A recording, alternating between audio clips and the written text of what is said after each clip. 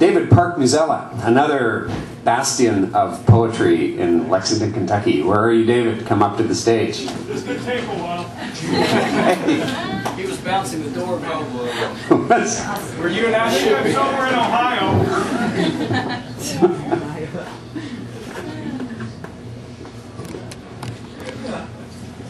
While he makes his way to the stage. Catherine Stoikoviclemer and Colin Watkins for starting this group. I wandered down here from Buffalo a few years ago and got involved in this just a couple of months later. I'm not always in it as much as I'd like to be because of all the other demands I have, but I really appreciated the time we've all spent together.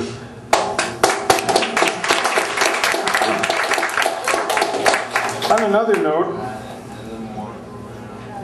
I work for the U.S. Census Bureau, and using the most complex of statistical data, forms, and formulae, I've determined that there are at least 12 of you here. And if any of you would like a travel mug with Census 2010 on it, there's a box of them over on that side of the room somewhere. If you'd like a water bottle with the same logo on it, which come available in an amazing assortment of colors, all of which are pink, please have at them. That's what I'm here for tonight, in addition to doing what I'm about to do. I'm not sure which is easier on you folks, but I'm going to read a couple of poems.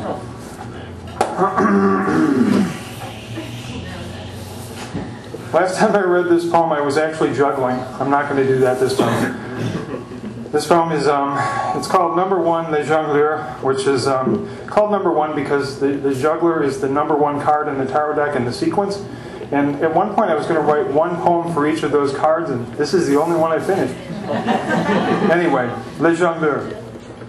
Order and balance provide the path to chaos, repeatedly tying pretzel knots in the air.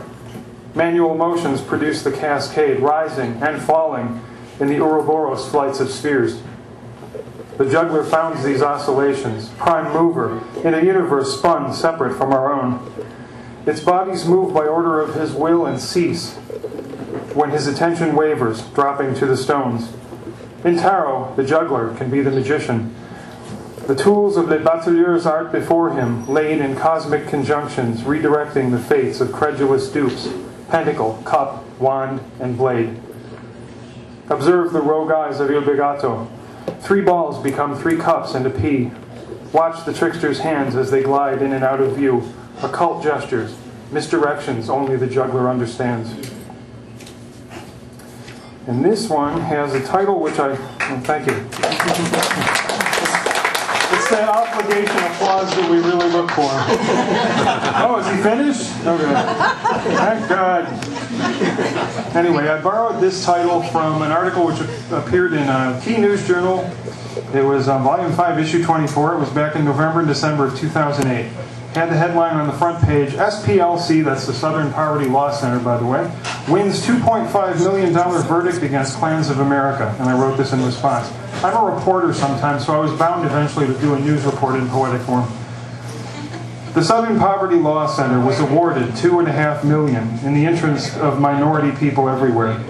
A small young man, Panamanian, was kicked and beaten and spat upon by larger men, members of the Imperial Clans of America, with 16 chapters in 8 states, and left with permanent injuries, both physical and emotional.